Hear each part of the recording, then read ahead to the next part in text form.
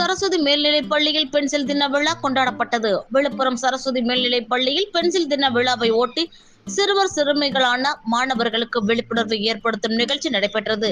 தாளாளர் ராஜசேகரன் தலைமை தாங்கினார். பொருளாளர் சிதம்பரநாதன் முன்னிலை வகித்தார்.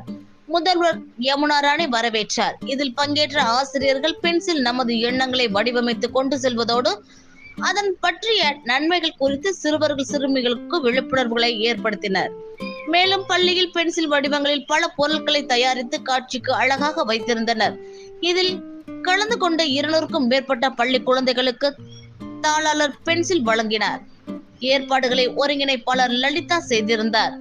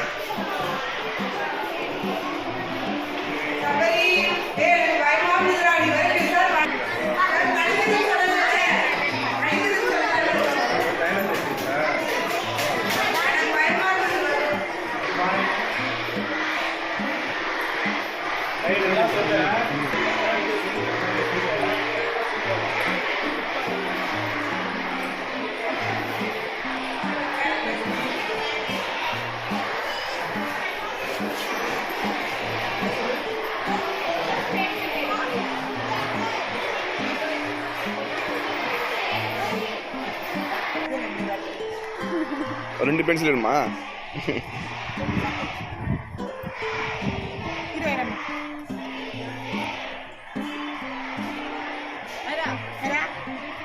சரி என்ன பாரு.